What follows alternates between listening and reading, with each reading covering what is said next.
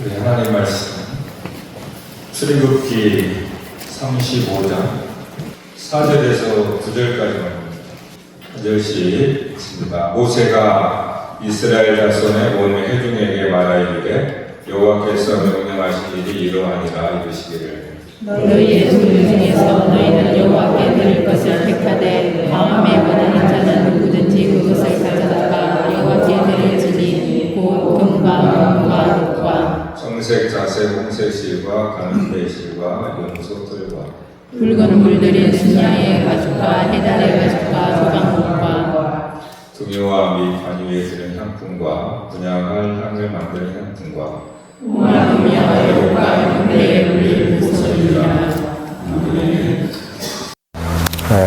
오늘 잘 쉬셨습니까?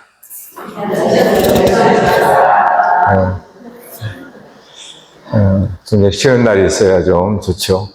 한 번 더 합시다. 오늘 또 말씀을 은혜 받으십시다. 인사합시다.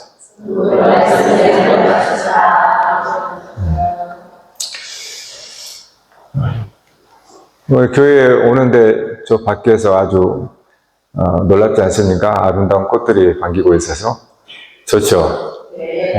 얼마나 감사한지 몰라요. 저와 여러분도 아름답게 갖고 있으면 좋겠습니다. 말씀으로. 자, 오늘 말씀 이제 우리 5절 한번 읽어볼까요? 시작. 너희의 소유 중에서 너희는 여호와께 드릴 것을 택하되 마음에 원하는 자는 누구든지 그것을 가져다가 여호와께 드릴지니 곧 은과 녹과. 오늘부터 이제 보는 이 35장 4절부터는 실제로 땅에서 이제 성막을 짓는 과정을 이제 보여주는 겁니다. 우리가 전에는 모세가 산에서 하나님이 보여준 것을 우리가 좀 자세하게 나눴죠. 근데 이것은 이제 금송아지 사건 이후에 땅에서 실제로 이제 이스라엘 백성들이 함께 성막을 짓는 부분이 오늘부터 시작이 돼요. 그래서 40장에 성막을 완성하고 봉헌하는 것으로 완성하는 것으로 딱 마칩니다. 그러니까 출애굽기는 결국 성막 완성으로 끝나는 거예요. 그래서 오늘 말씀에서 여러분이 주목했겠지만 내게 있는 것들 중에서 내 소유 중에서 또 마음에 원하는 자 이 두 가지를 한번 생각해 보려고 합니다. 내게 있는 것들 중에서 이렇게 여호와께 드릴 것을 택하라라고 했단 말이에요. 지금 없는 거를 드리라는 건 아니에요. 내 소유 중에서, 내게 있는 것 중에서. 그러니까 이렇게 그냥 이 말씀 그대로 우리가 생각하면 좋습니다. 내게 있는 것 중에 내가 드리는 것이에요. 근데 이제 우리는 종종 거기다 생각을 더 가미하는 거예요. 그래서 내가 아직 없는데 더 많이 또 더 가치 있는 것을 드리기 위해서 아직 조금 있다가 이런 생각을 할 수가 있어요. 또 이왕 드릴 거 더 많이 또 값진 거, 큰 거 이렇게 들고 싶은 생각이 우리 안에 듭니다.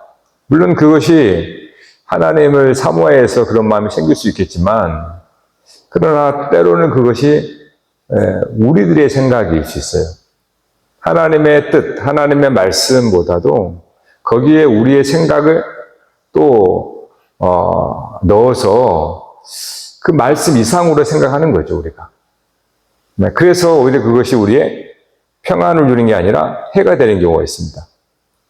그러니까 이 말은 누구든지 시작이 될 수 있다는 거예요. 성막을 짓는데 누구든지 자기 소유를 드리는 것으로 시작이 됩니다. 그러니까 못 드리는 사람은 없어요. 그러니까 조건을 하나님 내세운 건 아니잖아요. 지금 없는 것이나 아니면 더 가치 있는 것, 뭐 그런 것을 말하는 게 아니에요. 네 소유 중에서, 네 곁에 있는 것 중에서 이렇게 말하는 거예요. 그러니까 모두에게 똑같은 겁니다. 근데 이제 우리가 이 세상에 살다 보니까 세상의 생각이 그대로 그것을 또 이 하나님의 말씀을 그대로 이렇게 생각해야 되는데 거기에 또 세상의 생각을 또 반영해서 좀 뭐라 그럴까요? 좀 상대적으로 좀 세상으로 봤을 때 가치 있는 거. 그러다 보니까 나에게는 지금 세상의 기준 가운데 가치 있는 게 없다고 생각하는 거예요.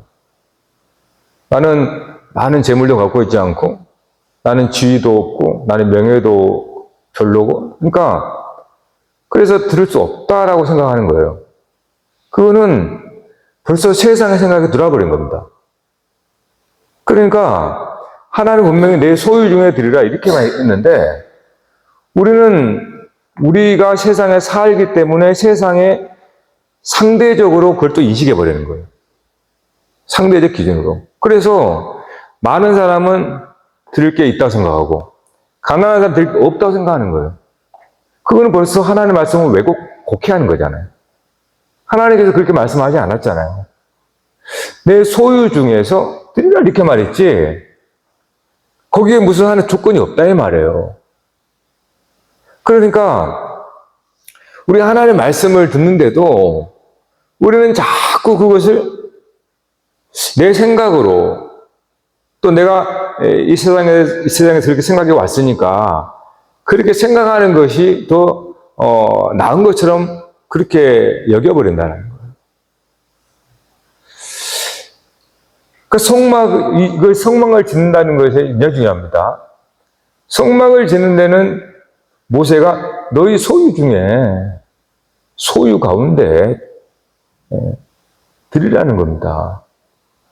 거기에 무슨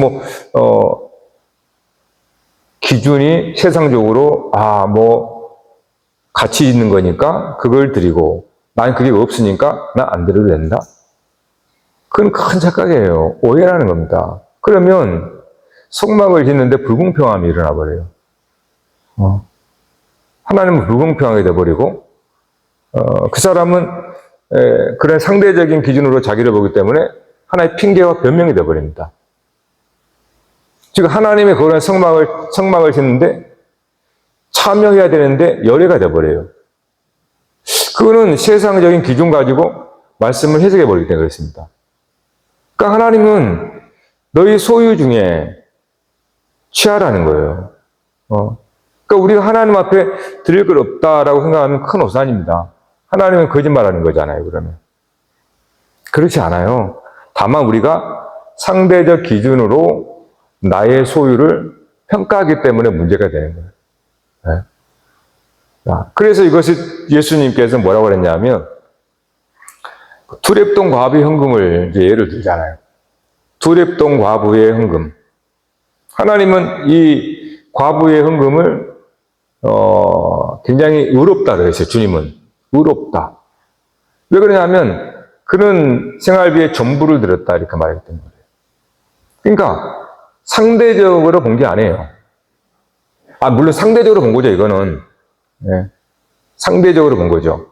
자, 무슨 말인가 하면 이 과부에게는 그게 단지 두렙돈밖에 안 되는 거였지만 이 과부에게는 전부가 되는 거예요. 그러니까 재물이 많은 사람에게 있어서는 굉장히 작은 거잖아요. 상대적이라는 거예요. 그러니까 우리가 하나님 앞에 드릴 때는 각자가 하나님 앞에 드리는 거지 뭔가 기준에 의해서 비교에 의해서 거기에 내가 맞추어 균형 있게 드리는 게 아닙니다. 그거는 인본주의적인 것이고 그렇게 하나님이 바라는 게 아니에요. 그러니까 우리는 모두가 하나님과의 관계 속에서 되어지는 거기 때문에 하나님과 관계 속에서 나의 모든 것을 드리는 겁니다. 그러니까 여기서 중요한 게 그거예요. 예수님께서 두렙돈 과부일 때 그는 전부를 드렸다. 이걸 말하고 싶은 거예요. 전부의 전부. 전부를 드리는 거예요. 하나님이 요구하는 것은 전부예요, 전부. 그렇기 때문에 어떤 각 사람에 따라서 상대적으로 전부가 다른 겁니다. 이 과부에게는 그게 전부예요. 또 그렇지 않은 사람에게는 더 많을 수도 있고, 심지어 더 적을 수도 있겠죠. 그게 전부니까. 그러니까 우리가 하나님 앞에 각자에게 소유를 드리는 겁니다. 그것이 전부라고 하는 거예요, 전부. 부분이 아니에요. 그러니까 하나님은 우리에게 결코 부분을 말한 적이 없습니다. 10의 1조를 말해볼까요? 10의 1조는 10의 10을 드리는 겁니다. 10의 10을 드리는 거예요. 그게 1이라고 하는 상징성 때문에 그러는 거예요. 10의 10을 드리는데 10의 1로 전체를 드린다, 이렇게 고백하는 거예요. 그러니까 하나님은 우리를 받으실 때 부분을 받지 않습니다. 부분을 받으면 우리는 완전한 구속이 되지 않아요. 완전한 구원은 우리의 완전함을 드려야 되잖아요. 그러니까 우리의 구원은 완전함을 얘기하기 때문에 우리도 드림으로 완전함으로 드리는 거예요. 그래야 완전한 구원이 되는 거예요. 그런데 우리가 부분을 드린다는 것은 부분적인 내버린 겁니다. 나의 구원도 조각이 돼버리는 거예요. 그러니까 그리스도의 구속이 나의 일부만 구속한 게 아니잖아요. 전부잖아요. 그래서 항상 하나님은 전부를 말해요. 그렇기 때문에 전부기 때문에 각 사람마다 다 다르게 되지만 똑같은 것은 전부라는 거예요. 전부, 모든 것. 그것이 우리가 오해하지 말아야 됩니다.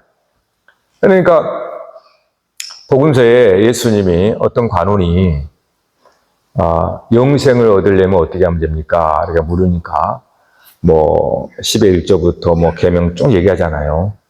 잘하였다. 하지만 너에게 한 가지 부족한 게 있다. 라고 하면서 네게 있는 것을 가난한 데게 다 나눠주고 나를 따르라 그랬잖아요. 그러니까 이 사람은 율법대로 한 겁니다. 율법에 10의 1 하니까 정확하게 10의 1을 드린 거예요. 그런 율법의 조문대로 드리는 거예요. 그럼 그 율법의 조문 속에 하나님의 마음은 뭐였어요? 그 예수님이 전부라고 말하잖아요. 그러니까 그는 10의 1을 드리지만 사실은 온 마음과 온 전부를 드리는 믿음으로 드려야 되는 겁니다. 그냥 단지 10의 1을 드리니까 난 다 됐다. 그렇게 생각해서는 율법에는 뭐 지키는 것 같지만 예수님 보기에는 그 지키지 않은 거라고 보는 거예요. 그러니까 우리가 하나님 앞에 거듭난다, 구원받는다라고 하는 것이 그러한 재물을 통하여서 하나님께서 우리에게 가르쳐 주시는 거예요. 항상 그러니까 전부라고 생각해야 됩니다. 모든 것을 드리는 거예요, 모든 것. 그거를 우리에게 가르쳐 주기 위해서 이 재물을 드리는 것으로 가르쳐 주고 훈련을 시키는 거예요, 자꾸. 학습을 시켜주는 겁니다. 이거는 우리 자녀들에게도 굉장히 중요해요. 이거는 훈련이기 때문에 그렇습니다. 본성으로 되지 못한, 본성으로는 그럴 수가 없거든요. 그래서 가르쳐야 되고 해야 되는 거예요. 근데 더 중요한 게 소유를 드리는데 마음에 원하는 자는 누구든지 그래야 합니다. 마음에 원하는 자, 자원하는 마음이라고 해요. 그러니까 소유를 드리는데 자원하는 마음, 마음에 원하는 자, 이것이 쭉 계속 나와요. 이게 진짜 계속 나옵니다, 이게. 그러니까 우리가 하나님 앞에 나가는 것이 무엇인지를 항상 살피는 게 굉장히 중요하죠. 자, 예물을 드리거나 또 무엇을 이렇게 할 때 중요한 거는 드리는 자의 내 마음의 평안함이겠죠. 평안함. 그러니까 쉽게 말하면, 근데 드리면서도 불편할 수 있습니다. 그거는 우리 각자가 알게 돼 있어요. 분명히 드리면서도 마음에 평안이 없는 경우가 있어요. 이거는 물으셔야 됩니다. 왜냐하면 하나님 앞에 우리가 어떤 헌금을 한다든가 다른 사람을 이렇게 돕는다든가 이런 것을 할 때 정말 우리가 바라는 것은 마음의 기쁨과 평강이잖아요. 이 평강과 기쁨 없이 드린다라는 것은 왜 드립니까? 드릴 이유가 없죠. 그거를 율법이라고 그래요. 율법에서 명하니까, 율법에서 하라고 하니까 빠지 못해서 하긴 해야겠는데 마음은 내키질 않아. 근데 하긴 해야 돼. 이걸 율법에 따른다 그러는 거예요. 율법에 따르는 삶. 그러니까 이런 율법에 의해서 따르는 삶은 기쁨이 없습니다. 그러니까 종교 행위를 하는 거예요. 거기는 두려움이 있는 거예요. 안 드리면 혼날 것 같고. 그러니까 마지못해 드리는 거예요. 이거는 자기도 속이고 하나님도 속이는 겁니다. 차라리 안 드리는 게 낫습니다. 오히려 그게 더 편할 수 있어요. 그러니까 정말 중요한 거는 우리가 하나님께서 소유를 드릴 때 마음에 원하는 자입니다. 이 마음에 원한다는 것은 내게 참 기쁨과 평안함이 있다는 뜻이에요. 그렇잖아요. 마음에 기쁨과 평안이 없이 드리는 것은 이거는 하나님과 자신을 속이는 것이 되기 때문에 그건 결코 그래서는 안 되는 겁니다. 네? 그것이 가장 중요해요. 마음의 이게 자발적, 자원함이라는 게 그겁니다. 자원함의 그 기저에는 감사와 기쁨과 평안이 있어요. 이것이 하나님의 나라의 표지잖아요. 이런 마음이 자원하는 마음이에요. 그리고 마음에 원하는 마음이에요. 그러니까 우리의 소유를 드리는데 율법에 따라서 해야 되니까라고는 의무와 이런 것으로는 하나님 기뻐하지 않아요. 그는 율법주의가 되고 율법에서 의롭다함을 받을 줄은 모르겠지만 하나님 앞에서는 의롭다함 받지 못합니다. 그 의롭다함이라는 것은 하나님 우리에게 준 평강이거든요. 의의 왕, 평강입니다. 그러니까 나의 어떤 크고 작음이 아니에요. 그런 게 아닙니다. 그냥 정말로 온 마음을 주 앞에 드리는, 모든 걸 드리는 마음이에요. 그런 마음의 믿음을 가지고 드리는 겁니다. 그럴 때 우리 안에 참 은혜와 평강이 있으세요. 자, 그러면 마음이 원하는 때 우리는 어느 때 자원하는 마음으로 드릴 수 있는가? 그러니까 가장 중요한 게 혹시 마음에 내키지 않으면 기다려야 됩니다. 억지로 하는 것은 하나님께서 기뻐하지 않아요. 자기 자신도 기쁘지 않고 그러니까 내가 기쁘지 않으면 하나님도 안 기뻐요. 그러니까 우리가 자원하는 마음이 일어나지 않으면 잠시 기다려야 됩니다. 그것이 훨씬 낫습니다. 그렇지 않으면 우리의 신앙생활이 의무가 되고 의무가 되면 짐이 되어버립니다. 그러니까 여러분은 신앙생활 하는데 주님을 믿고 따라가는데 가벼워야 되는데 무거운 마음이 생기면 이거는 멈추는 게 좋아요. 이건 하나님도 속이고 나를 속인 거니까 예수님은 그렇게 우리에게 가르쳐 준 게 아니거든요. 그러니까 주님은 주님 앞에 배우면 쉽고 가볍다 그랬잖아요. 그러니까 내가 주님 앞에 특별히 소유를 드린다라는 것이 성막을 위해서 하나님의 전을 위해서 드린다 이건데 그게 만일에 저와 여러분 마음에 자원하는 마음이 들지 않으면 기다려야 됩니다. 그 마음이 일어날 때까지. 그것이 하나님이 기뻐하세요. 진짜 기뻐합니다. 그것이. 다른 거 없습니다. 그래서 그것이 크고 작음이 아니라고 그랬죠. 이거는 아예 전제합니다. 크고 작음이 아니에요. 내 마음이 기쁘고 정말 평안함으로 감사함으로 내가 드리는가. 이것이 조건이에요. 그 마음이 원하는다는 뜻은. 그러니까 소유의 크고 작음은 절대 아닙니다. 이거는. 내 마음의 원함이냐, 자원함으로 내가 드릴 때, 이럴 때 우리는 굉장히 큰 은혜와 평강이 넘칩니다. 하나님께서 기뻐하신다는 뜻이에요. 네. 자, 그러면 언제 우리는 그런 마음이 생겨야 되잖아요. 그 생기더라도 마냥 그냥 있어야 되는 거예요? 그 기다림이라고 하는 것은 하나님 앞에 묻는 겁니다. 하나님의 말씀을 상고하는 거죠. 하나님께서 자기의 소유를 드리라는 것이 과연 뭘까? 그리고 마음에 원하는 자는 누구나. 그러니까 마음에 원함으로 드리는 것이라고 하는데 그 원함으로 드리는 것이 무엇일까? 여러분 그거를 그런 마음 생기지 않을 때는 하나님 앞에 머물러야 되고 그리고 그 마음이 생길 때까지 그냥 하나님이 띵 하고 생기는 게 아니에요. 여러분. 반드시 어떤 계기를 줍니다. 즉 가르침을 주세요. 깨닫게 하는 은혜가 있습니다.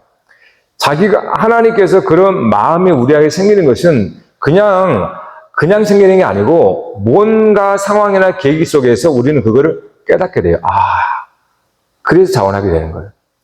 그게 우리가 하나님 앞에 드릴 때 진짜로 하나님 우리에게 원하는 거예요. 그러니까 그냥 겉으로 드러낸 행위를 가지고 율법적 행위에 점수를 매기지 않는다는 말입니다. 하나님 그걸 원하지도 않고 바라지도 않아요. 뭔가 수혜를 드릴 때 하나님이 바라는 것은 자원하는 마음인데 이 원하는 마음이 생기질 않아. 그러면 분명히 하나님 그렇게 말씀했단 말이에요.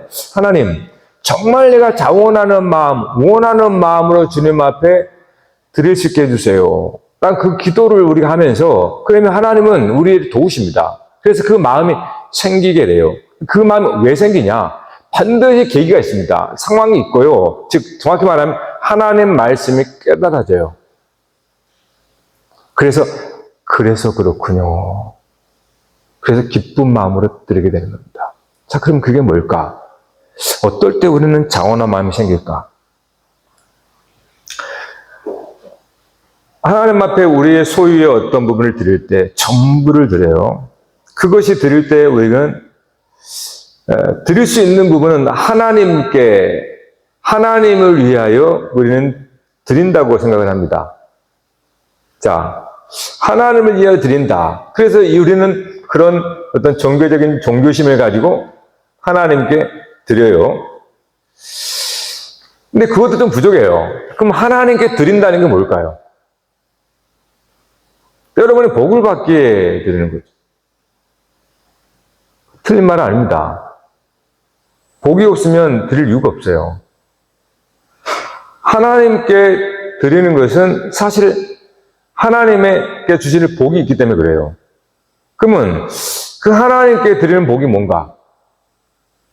하나님께서 하나님께 드리고 하나님은 나에게 복을 주세요. 그 복이 결국은 돌아온다는 것을 알아야 됩니다. 하나님께 드린다고 해서 하나님이 가지고 후적 먹어버리시는 게 아니고 결국은 그 하나님께 드림이 나에게 더 큰 복으로 오게 돼 있어요. 근데 더 나아가서 이것이 하나님께 드리는 것은 모든 종교인들이 열심히 하는데 그것이 이웃들과 연결되지 않으면 하나님이 기뻐하지 않습니다. 즉 뭔가를 드릴 때 하나님께 드림으로 우리는 기쁠 수 있어요. 근데 그것이 하나님께 드린다는 것은 결국은 이웃에게 드리는 것과 연결됩니다. 자, 그러면 하나님께 드리는 것과 이웃에게 드리는 것이 왜 동등하다고 생각하느냐? 자, 하나님도 우리에게 타자로 보통 여깁니다. 타자. 그러니까 하나님은 섬긴다 그러는 건 타자로 생긴단 말이에요. 이웃도 마찬가지예요. 타인 이렇게 본단 말이에요. 그래서 하나님께 드린다는 것은 이웃에게 드리는 것과 동등합니다. 네? 하나님께 드리는 것은 이웃에게 드리는 거예요. 여러분 교회 헌금하죠. 누구한테? 하나님께 하죠. 그런데 교회 드리는 물질은 어디 갑니까? 구약에서는 제사장 레위인들 몫이었잖아요. 이웃이잖아요. 지금도 마찬가지죠. 똑같습니다. 교회 드리는 헌금은 저 공중 하늘로 쏘아 올리는 것이 아니잖아요. 이웃에게 됩니다. 가까이는 교육자들이나 이제 어린아이들이나 부르시나 이렇게 다 우리는 그러니까 이웃에게 드리는 거예요. 똑같은 거예요. 그러니까 이웃에 드리는 것을 우리는 하나님께 드린다라고 하는 겁니다. 그래서 하나님께 드리는 것이 이웃에게 드리는 것이구나. 이걸 여러분이 깨달아질 때가 있습니다. 그래서 십계명에 하나님을 위한 계명과 이웃을 위한 계명 두 짝으로 되어 있거든요. 이게 같이 되어 있는 겁니다. 하나님께 드림이 이웃에게 드림이에요. 우리는 이웃에게 드리는 것은 하나님께 드림이 아주 큰 오산입니다. 그렇지 않아요. 하나님을 사랑하는 것은 이웃을 사랑하는 것입니다. 형제를 사랑하는 것이 하나님을 사랑하는 것을 말한단 말이에요. 그래서 그렇게 하나님께 드림이 곧 이웃의 생명의 풍성함을 얻는 거예요. 자, 더 나가서 그 하나님에게 드리고 이웃에게 드린 그것이 여러분이 말씀 안에서 깨달아지면 아, 이것이 나에게 복이 되는구나를 알게 돼요.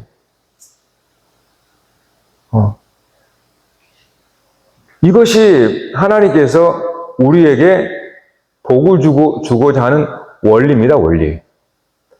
그러니까 하나님은 하나의 매개체예요, 사실은. 사실 하나님께 드린다고 하는 그것은 이웃으로 갑니다. 하나님은 뭐 입에서 잡수시겠습니까? 아니잖아요. 그러니까 우리가 하나님의 이름으로 드리는 거지만 그 실제는 이웃으로 갑니다. 그래서 하나님과 이웃은 같은 거예요. 그래서 같이 섬기는 거예요. 근데 여기서 만일에 하나님을 섬긴다 앞에 이웃을 쳐다보지도 않거나 무심하다면 그게 바로 죄입니다. 하나님의 돌판이 양면인데 한쪽만 보고 있는 거예요. 그래서 하나님께 드리는 것은 이웃에게 드리는 것이라고 그렇게 믿어지면은 우리는 훨씬 더 기쁨과 보람이 있습니다. 더 나아가서 그 이웃과 이웃에게 드림, 하나님께 드림이 곧 나를 위한 곳이라고 알게 돼요. 이게 마지막 최종이에요. 그러니까 이것이 돌아서 나에게로 옵니다. 결국 내가 복을 받는 거예요. 이것이 하나님께서 이 세상을 살리는 원리예요. 이거 순환이라고 그래요, 순환. 그러니까 하나님께 드리는 것은 결코 나에게 돌아오지 않는 법이 없습니다. 반드시 돌아옵니다. 그래서 그렇지 않으면 우리는 소비만 돼버려요. 그래서 채워진 게 없으니까 못 드리는 겁니다. 하나님은 그런 분이 아니에요. 오히려 하나님께서 채우고 풍성해야 한다. 계속 약속하잖아요. 구약에서는 아예 복이라는 말로 그냥 계속 얘기하잖아요. 결국은 드리면 눈덩이처럼 커져서 우리에게 돌아와요. 그것이 생명의 풍성함이라고 그러는 거예요. 그러니까 예수님이 이 땅에 오신 것이 양으로 생명을 얻고 더 풍성히 얻는다 그랬잖아요.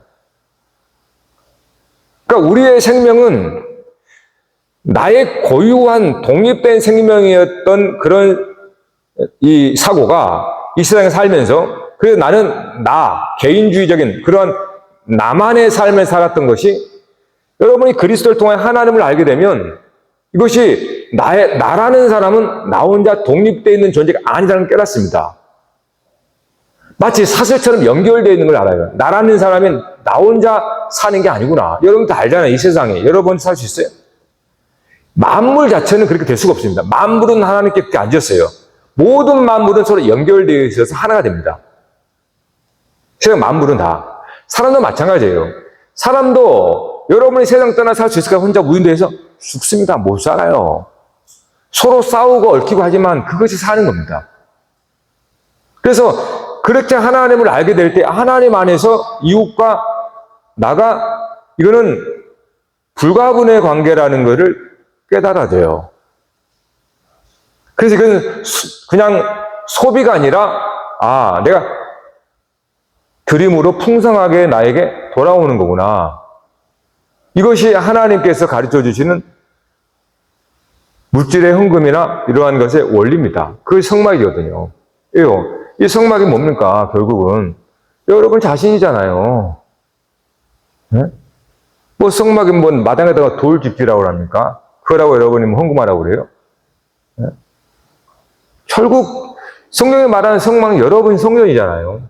여러분의 성전을 짓는데 그렇게 된단 말이에요.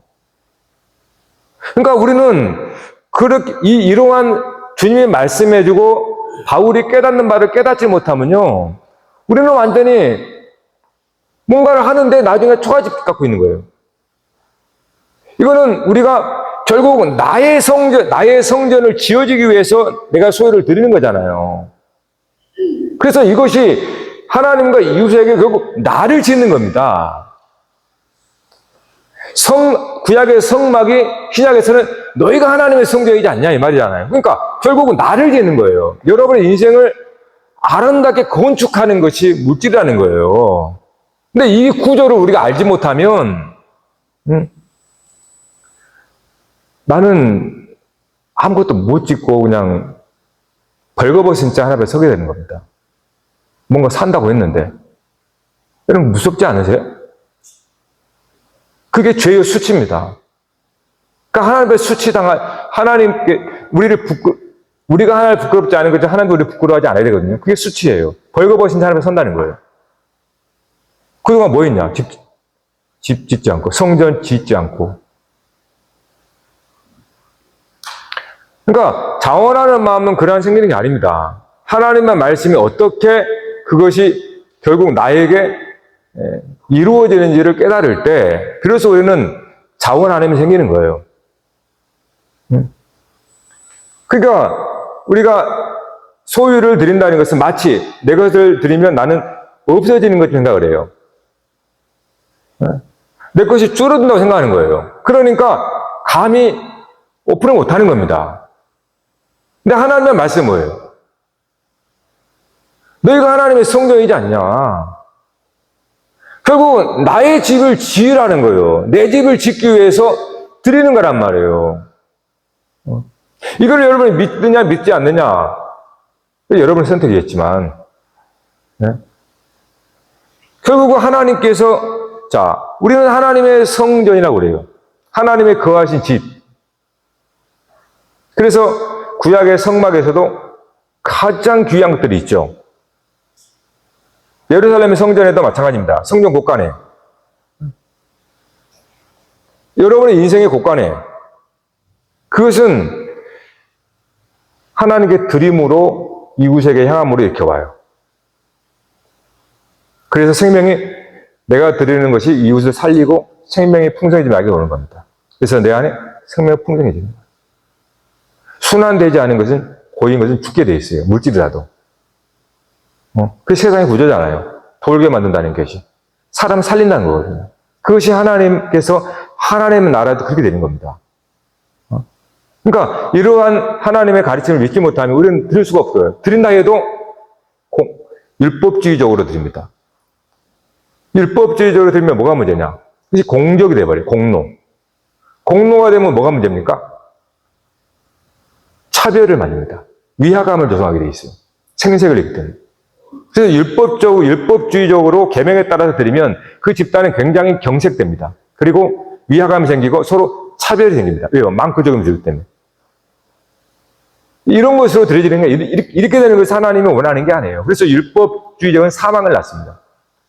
그러니까 우리의 마음의 감사와 기쁨과 충만이라는 것은 이러한 하나님께서 우리에게 가르쳐주고자 하는 궁극적으로 그것이 우리가 하나님이 나와 함께 하시는데 나의 이 인생의 집을 생명으로 풍성하게 채워가기 위한 그러한 드림이구나. 이걸 우리가 온전히 마음을 깨달아질 때 비로소 우리는 준비가 되는 거예요. 그래서 자원하는 마음이 생기는 겁니다.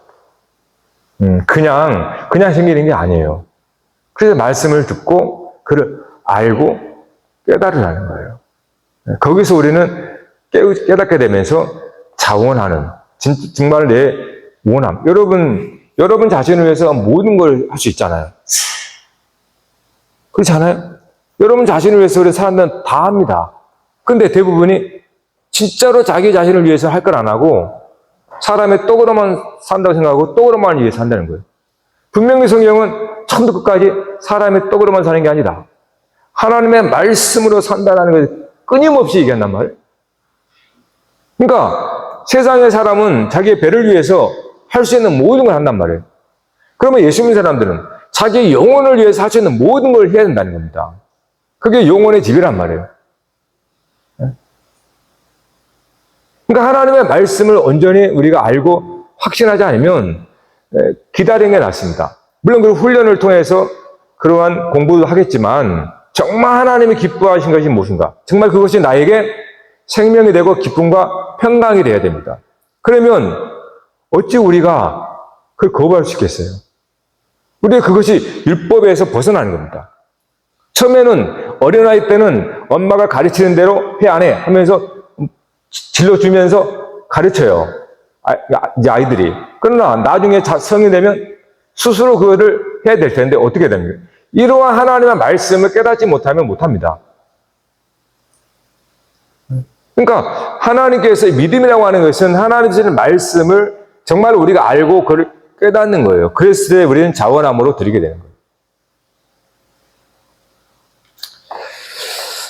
결국 사람이 떡으로만 사는 것이 아니라 하나님의 말씀으로 산다고 하는 이 대원칙을 우리가 잊어버리면 우리의 신앙생활은 종교인이 되어버립니다. 그래서 사실은 우리가 싸워야 하는 적은 종교의 영과 싸우는 거예요. 우리가 종교로부터 자유케 되는 겁니다. 유대교로부터 예수님이 우리를 제자들 자유케 했던 것처럼 지금 우리 똑같습니다. 우리가 기독교라고 하는, 즉 우리 안에 모든 이 종교성에서 우리가 자유케 되는 거예요. 그러니까 종교적인 행위가 중요한 게 아니에요. 필요하죠. 그걸 넘어서야 돼요, 항상. 그래서 그것이 자원하는 마음이에요. 마지막으로 소유와 물질. 이 물질과 마음은 왜 하나님이 굳이 물질을 드리라고 그럴까요? 그 마음이기 때문에 그래요. 마음. 그래서 성경에 계속해서 훈련하는 게 뭐냐면 가인과 아벨을 통해서 처음 나오잖아요. 하나님께서 가인과 그의 재물은 받지 않고 아벨과 그의 재물은 받았다 이렇게 말해요. 그러니까 하나님께서 물질과 마음을 그 사람을 동일시했던 겁니다. 물질과 마음을 동일시한 거예요. 자, 우리가 헌금과 어떤 물질을 드리는 것은 이 훈련을 하는 겁니다. 이걸 배워나가는 거예요. 자, 무슨 말인가 하면 결국 여러분 물질과 마음이 분리가 되는 게 죄입니다. 여러분 우리가 죄할 때 하나님과 내가 나뉘어지는 두 마음이 되어버리면 이거 죄가 되어버려요. 이 죄에 틈타서 우리는 사망에 이르게 되거든요. 결국 그겁니다. 오늘 우리는 물질과 마음이 일체가 되는 훈련을 하는 거예요. 이것이 온전한 사람입니다. 여러분 이곳에 있지만 여러분 있는 자리에 몸은 있는데 마음은 딴 데가 있다. 이것이 사망이라는 뜻이에요. 이건 죄입니다. 몸이 있는데 마음은 생각은 딴 데, 걱정, 근심이 가 있잖아요. 그건 굉장히 불편하고 마음이 기쁘지도 않아요. 그것이 모든 문제의 원인입니다. 그러니까 이 세상 모든 문제의 원인은 죄인데 그 죄는 내 마음과 내 몸이 분리가 되는 거예요. 이걸 죽음이라고 그래요. 실제로 우리가 죽으면 몸은 땅으로 가고 영은 분리가 되잖아요. 근데 이게 살아있을 때도 그렇단 말이에요. 살아있음에도 불구하고 우리는 이것이 따로 합니다. 그러니까 걱정, 근심이라는 것이 여기서 나와요. 나의 마음과 몸이 따로 생깁니다. 자, 이건 그러면 어떤 생각일까요? 하나님과 내가 함께 있을 때 우리는 평안하다 그러는 거예요. 근데 하나님과 내가 나누어져 버립니다. 그때가 두려움 속에 불안하는 거예요. 그걸 염려라고 그러는 거예요. 하나님이 나와 함께 한다는 걸 믿지를 못하는 겁니다. 그래서 우리는 믿지 못한다는 것은 나뉘어졌다는 뜻이에요. 그래서 거기서 이제 염려와 걱정이 싹 드는 겁니다. 자, 중요한 얘기를 한번 해볼게요. 여러분 하면 성전이라고 했잖아요. 성전은 구약에서 어떻게 가르칩니까? 성전은 하나님이 계신 곳입니다. 이렇게 가르쳐요. 그럼 여러분이 하나님의 성전이라면 여러분 가운데 하나님이 계시다는 뜻이에요. 네? 그런데 그 하나님의 계심을 내가 잊어버리거나 한순간에 잊어버립니다. 뭔가 일이 딱 생기면 딱 잊어버려요. 그러면 두려워죠. 왜요? 분리가 돼버린 겁니다. 벌써 한순간에. 이것이 우리의 시험이고 이것이 이 세상에 우리가 당하는 모든 문제의 원인입니다. 왜 기도하라고 그래요? 기도할 때 여러분이 모든 생각과 마음을 내려놓고 하나님 안에 거하죠. 그러면 평안에 오게 돼 있어요. 왜? 하나님과 함께 한다는 것을 내가 경험하게 되거든요. 그러니까 이 물질과 마음이 하나가 될 때, 이게 물질과 마음이 하나일 때 우리는 온전함이 돼요. 그래서 기쁘게 됩니다. 그런데 이것과 내 마음이 서로 합치가 안 돼. 그러면 불편한 거예요. 그러니까 물질의 망고적음이 아닙니다. 내 마음이 온전히 물질에 들어와 있냐 이런 거예요. 온전히 내 이 마음이 온전히 물질에 들어와 있냐. 그래서 그걸 두렵도 내지만은 이 과부는 온전한 마음을 거기 실은 거잖아요. 이럴 때 평안과 기쁨이 있어요. 그런데 너무 과하다 생각했거나 과하다, 나의 형편에 과하다 생각하면 불편하잖아요. 이거 들으면 안 되는 거예요. 과해서는. 이건 불편하잖아요. 마음이 온전하니 가지 않잖아요. 또 적으면 또 불편해요. 그것도 하나님 앞에 오히려 속이는 겁니다. 그러니까 내가 온전한 마음이라는 것은 하나님 앞에 여러분이 각자마다 달라요. 뭐라고 기준이 없습니다. 그냥 마음의 평안함입니다. 기쁘고 감사하는 마음이에요. 그러한 하나님의 가르침을 우리가 온전히 받아들여 깨달으면 그게 되어져요. 그러니까 많고 적음이 절대 아닙니다, 여러분. 분명히 말하지만. 여러분, 우리 평화가 있어서 기쁘고 감사가 있어야 됩니다. 즉, 생명의 풍성함이 있어야 돼요. 생명의 풍성함이라는 건 어떻게 오니까? 누군가에게 그것이 기쁨을 주고 감사가 되고 살 길이 되면요, 그 사람도 같이 생명의 풍성함을 얻는 겁니다. 그러니까 우리는 우리의 생명으로 살도록 두지 않았어요. 이 생명은 반드시 연합이 되어서 풍성하게 돼야 됩니다. 그것이 이웃인 거예요. 그러니까 이웃이 없어서는 나의 생명이 풍성하게 될 수가 없는 거예요. 물방울 한 방울 있어요. 물방울 한 방울이 다른 물방울 딱 이렇게 묻히면 한 방울이 돼버립니다. 분명히 둘이었는데 하나가 되잖아요. 그러니까 이것이 우리 생명이 커져버리는 거예요. 이게 하나님께서 그리스도를 통해 우리에게 보여주신 생명의 풍성함이라는 뜻이에요. 그러니까 그것을 우리는 이 물질이라는 환경을 통해서 그거를 훈련하면서 경험해 나가는 거예요. 그래서 적어도 종교인들이 세상의 소망이라는 이유가 그런 겁니다. 적어도 그러한 비슷한 원리를 따르기 때문에 이웃에 대한 평화, 섬기고 돌보고 하는 것들이 나타나는 거예요. 그것이 나의 생명의 풍성함으로 이어진다는 걸 알기 때문에 그렇습니다. 그래서 예수님께서 나는 양으로 생명을 얻고 더 풍성히 얻는다. 죽어있는 우리를 생명을 줄 뿐 아니라 더 풍성하게 주시기 위해서 주님이 오셨다 그러잖아요. 그러니까 우리가 하나님의 성전이라는 것을 정말 중요해요. 이것을 깨닫지 못하면 우리는 항상 염려와 걱정과 불안이 항상 있습니다.